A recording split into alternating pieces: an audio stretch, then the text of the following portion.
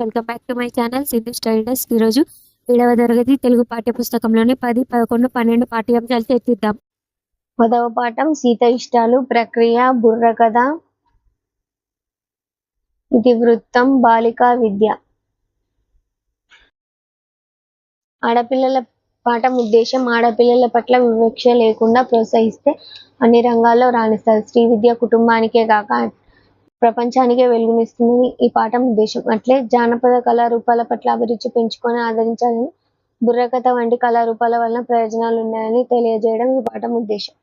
ఈ పాఠం బుర్రకథ ప్రక్రియకు చెందింది. జానపద కళారూపాల్లో బుర్రకథ ఒకటి. ఇందులో ఒక కథకుడు, ఇద్దరు వంత పాడేవాళ్ళు ఉంటారు. వచన గేయ రూపంలో కథని చెబుతూ అభినయిస్తూ ప్రేక్షకులను రంజింపచేస్తారు. పదజాల వినియోగం.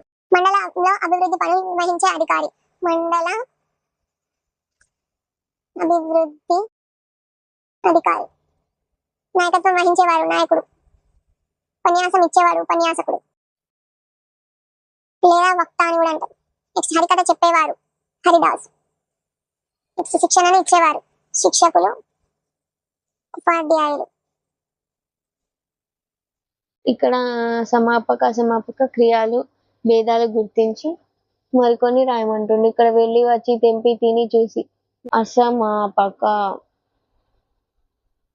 నెక్స్ట్ తినేది చేసింది అల్లెన్ని తెచ్చింది. ఇది సమాపక అంటే పూర్తయినట్లు చెప్తుంది కదా క్రియని. కింది వాక్యాల ఆశ్చర్యార్థక, ప్రశ్నార్థక, విద్యార్థక వాక్యాలను గుర్తించండి. అవసరమైన చోట తగిన విరామ చిహ్నాలను కూడా ఉంచుండట. దెబ్బ ఎట్లా తగిలింది, ఇదేంటిది ప్రశ్నార్థక. అమ్మో, ఇక్కడ ఆశ్చర్యార్థక గుర్తుంటది. ఎంత పెద్ద పాము, ఆశ్చర్యార్థక.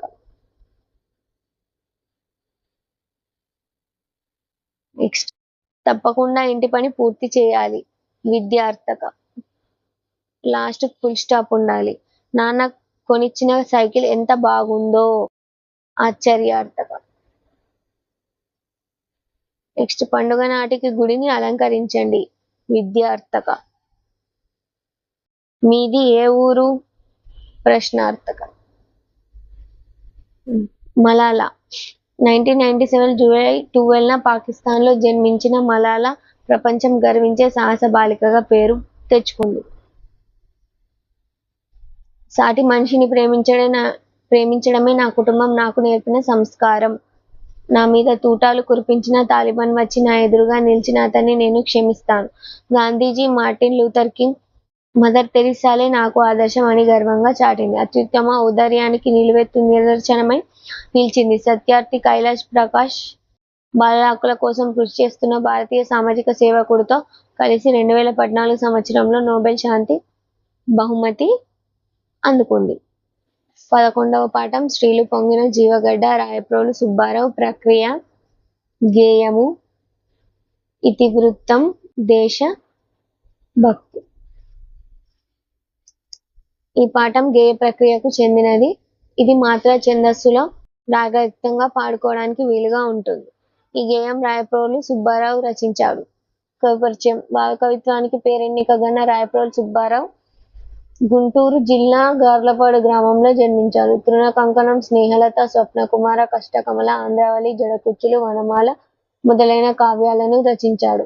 రమ్యాలోకం, మాధురి దర్శనం ఈయన రాసిన లక్షణ గ్రంథాలు. అద్భుత వర్ణనలు, తెలుగుదనం, దేశభక్తి రాయప్రోలు కవిత్వంలో అడుగడుగునా కనిపిస్తాయి. పదజాల వినియోగం. కింది వాక్యాలు చదవండి, గీత గీసిన పదాల అర్థాలు రాయండి. విపినము అడవి, విపినాలలో అంటే అడవులలో. భూతలం భూమి మీద. నెక్స్ట్ మేళవింపు కలయిక, కూర్పు కూడా వస్తుంది. నెక్స్ట్ మధువు తేనె. ఇక్కడ గీత గీసిన పదాలకు సమానార్థాలిచ్చే పదాలు గేయం నుంచి తీసి రాయండి. సంపదలు, స్త్రీలు అంటే సంపదలు, స్త్రీలు పొంగిన జీవగడ్డ. నెక్స్ట్ బానిసతనం, దాస్యం. గొప్పవారిని, క్రాంత హృదయాలు, అరెల్స్ ధీర పురుషులు అని కూడా.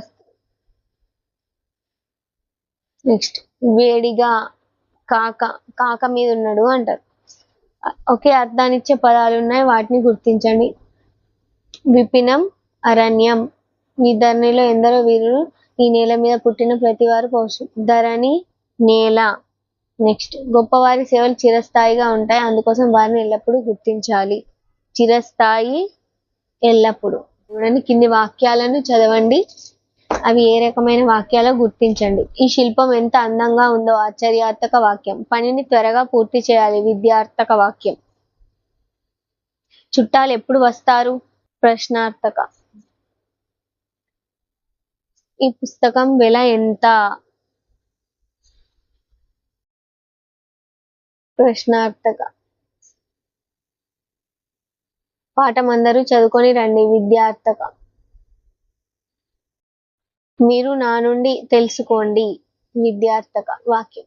ఇన్ని వాక్యాలను చూద్దాం. వారు చదువుకోవాలని నేను వేడుకుంటున్నాను, మిమ్ములను నేను ప్రార్థిస్తున్నాను, దయచేసి మీరు రావాలి. ఈ 3 వాక్యాల్లో ఒకరిని మరొకరు ప్రార్థిస్తున్నట్లు ఉన్నది. ఇట్లా ప్రార్థిస్తున్నట్లుగా ఉండే వాక్యం ప్రార్థనార్థక వాక్యం. నేను ఉన్నత చదువు చదవగలను, నడిచి వెళ్ళగలను, భయం లేకుండా మాట్లాడగలను. ఈ వాక్యాలు ఒకరి సామర్థ్యాన్ని తెలిపే భావాన్ని కలిగి ఉన్నట్లు కనపడుతున్నాయి. సామర్థ్యాన్ని తెలియజెప్పే భావం ఉన్న వాక్యం సామర్థ్యార్థక వాక్యం. అతడు వస్తాడో రాడో, రేపు వర్షం పడవచ్చు, ఈ రోజు ఎండ కాస్తుందో లేదో.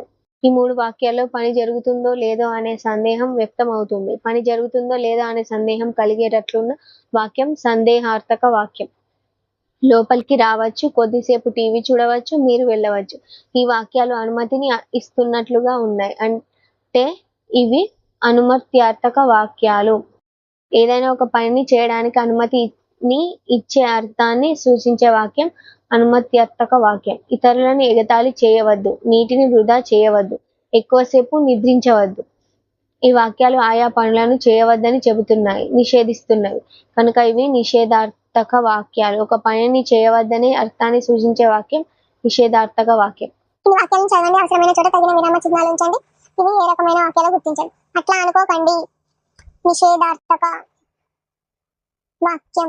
నేను చెప్పింది విన్నారో లేదో, సందేహార్థక వాక్యం. ఈ సంవత్సరాలు వర్షాలు పడతాయో లేదో, సందేహార్థక వాక్యం.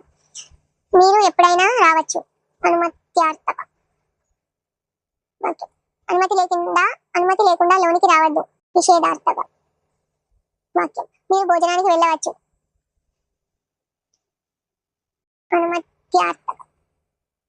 అబ్బా ఎంత వర్షం కురిసింది, ఆశ్చర్యార్థక. నెక్స్ట్, మనసు పెట్టి వినండి, విద్యార్థక వాక్యం. కెప్టెన్ విజయ రఘునందన రావు, చదవండి తెలుసుకోండిలో భాగం. ఈయన రాజన్న జిల్లా బోనాల గ్రామం. బోనాల కూచగిరిరావు శ్రీమతి కాంతమ్మ దంపతులకు 5/8/1939 జన్మించాడు. ఈయన బాల్యం, ప్రాథమిక విద్యాభ్యాసం సొంత ఊరైన బోనాలలో జరిగింది.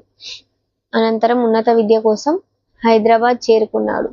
ఉన్నత విద్య కోసం చాదర్ఘట్ ఉన్నత పాఠశాలలో గణితంలో డిస్టింక్షన్తో మెట్రికులేషన్ ప్రథమ శ్రేణిలో పాస్ అయ్యాడు. నిజాం కాలేజీలో ఇంటర్మీడియట్, ఓయూ ఉస్మానియా యూనివర్సిటీలో ఎల్ఎల్బి చదివి మంచి మార్కులతో ఉత్తీర్ణుడయ్యాడు. చిన్నప్పటి నుంచి రఘునందనరావు దేశభక్తి అపారం, అందువల్ల ఇంటర్మీడియట్లో ఎన్సీసీలో చేరాడు. 1962లో జరిగిన జాయింట్ సర్వీసింగ్ వింగ్ నిర్వహించిన ఎంపిక పరీక్షలో దక్షిణ భారతదేశంలోనే ప్రథముడిగా నిలిచాడు. 2వ లెఫ్టినెంట్గా సైన్యం NEFAలో నియమింపబడ్డాడు.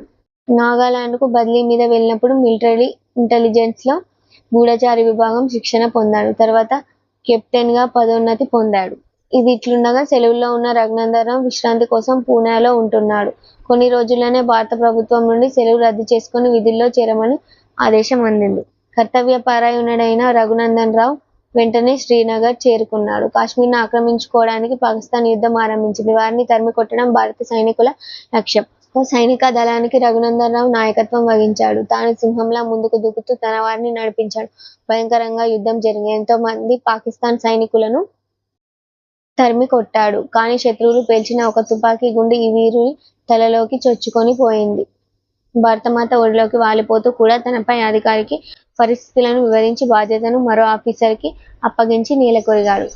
అది 17 సెప్టెంబర్ 1940 65 సెప్టెంబర్ 21న సకల లాంఛనాలతో ఆయన దహన సంస్కారాలు జరిగినవి. అటువంటి వీరాగ్రేసురుని స్మృతికి చిహ్నంగా కరీంనగర్లో మిషన్ హాస్పిటల్ రోడ్డుకు ఆయన పేరు పెట్టారు. భారత ప్రభుత్వం వీరచక్ర అవార్డు ఇచ్చి గౌరవించింది. సిరిసిల్ల, బోనాల గ్రామాల మధ్య విజయనగరం పేరుతో ఒక నూతన గ్రామం ఏర్పడింది. ఈయనకు శాశ్వత నివాళులు అర్పించడానికి కరీంనగర్లో స్ఫూర్తి అనే స్వచ్ఛంద సంస్థను ఏర్పరిచి సమాజ హిత కార్యక్రమాలు నిర్వహిస్తున్నారు. 12వ పాఠం రాణి శంకరమ్మ ప్రక్రియ గేయ కథ. ఇతివృత్తం చారిత్రక వీరగాథ.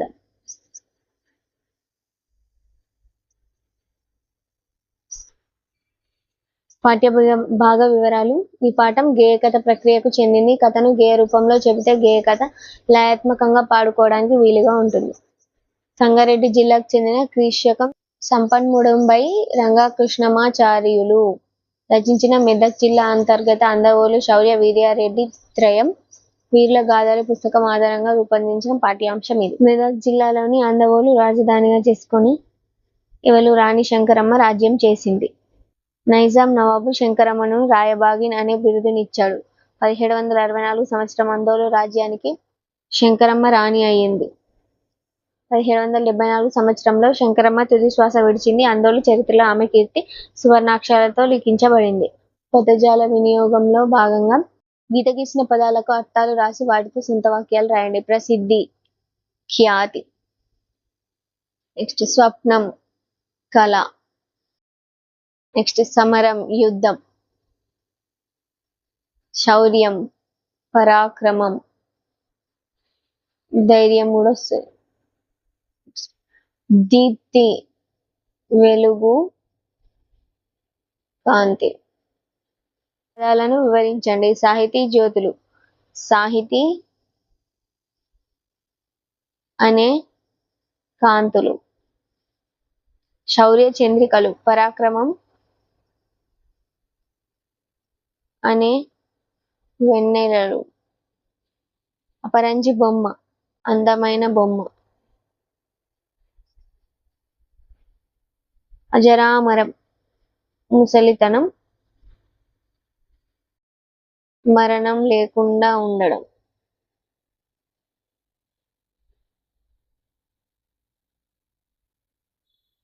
భాషల గురించి తెలుసుకుందాం. కింది పదాలను విడదీయండి, సంధిని గుర్తించి సంధి పేరు రాయండి.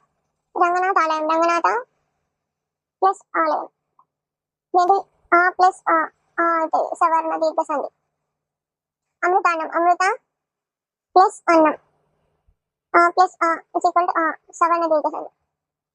అజరామరం, అజర ప్లస్ అమరం. ఇది కూడా సేమ్, ఆ ప్లస్ ఆ, సవర్ణ దీర్ఘ సంధి. కవీంద్రుడు, కవి ప్లస్ ఇంద్రుడు. ఈ ప్లస్ ఈ సవర్ణ దీర్ఘ సంధి. కింది పదాలకు విగ్రహ వాక్యాలు రాసి సమాసాల పేర్లు రాయండి. చదువు సంధ్యలు, చదువు మరియు సంధ్యలు. ద్వంద్వ సమాసం. పాము ముంగిసలు, పాము మరియు ముంగిసలు. ద్వంద్వ సమాసం. ఎండ వానలు, ఎండ మరియు వానలు. ద్వంద్వ సమాసం. కొండ కోణలు, కొండలు మరియు కోణలు. కొండలు మరియు కోణలు. ద్వంద్వ సమాసం. మంత్ర తంత్రాలు, మంత్రాలు మరియు తంత్రాలు. ద్వంద్వ సమాసం. తల్లిదండ్రులు, తల్లియును మరియు తండ్రియును. ద్వంద్వ సమాసం. రామకృష్ణుడు, రాముడును కృష్ణుడును. ద్వంద్వ సమాసం. కూరగాయలు, కూరయును మరియు కాయయును. ద్వంద్వ సమాసం. ద్విగు సమాసం. ఈ పదాలను పరిశీలి. నవరసాలు, చతుర్వేదములు, షట్చక్రవర్తులు, పంచపాండవులు, దశ దిశలు. ఈ పదాలలో మొదటి పూర్వపదం సంఖ్యావాచకంగా ఉండి రెండవ పదం నామవాచకంగా ఉంది. వీటికి విగ్రహ వాక్యాలు ఇట్లా ఉంటాయి. నవరసాలు 9 సంఖ్యగల రసాలు. చతుర్వేదములు 4 సంఖ్యగల వేదములు. షట్చక్రవర్తులు 6 సంఖ్యగల చక్రవర్తులు. పంచపాండవులు 5 సంఖ్యగల పాండవులు. దశ దిశలు 10 సంఖ్యగల దిక్కులు. 8 బొమ్మలు 8 సంఖ్యగల బొమ్మలు. మొదటి పూర్వపదం సంఖ్య అయితే తర్వాత పదం ఆ సంఖ్యను సూచించే నామవాచకం అయి ఉంటుంది. పూర్వపదం సంఖ్యావాచకం అయితే అది ద్విగు సమాసం. కింది సమాస పదాలకు విగ్రహ వాక్యాలు రాసి సమాసాల పేర్లు రాయండి. 100 సంవత్సరాలు, 100 సంఖ్య గల సంవత్సరాలు ద్విగు సమాసం. ముక్కు చెవులు, ముక్కును ముక్కులు చెవులు. ద్వంద్వ సమాసం. 7 ఏళ్ళు, 7 సంఖ్య గల సంవత్సరాలు ద్విగు సమాసం. 6000 గుర్రాలు, 6000 సంఖ్య గల గుర్రాలు ద్విగు సమాసం. శౌర్యాధైర్యాలు, శౌర్యమును ధైర్యమును. ద్వంద్వ సమాసం. ఇంతటితో ఈ పాఠ్యాంశాలు ముగిశాయి. Thanks for watching this video. Please like, share, comment and subscribe to my channel Sindhu study desk.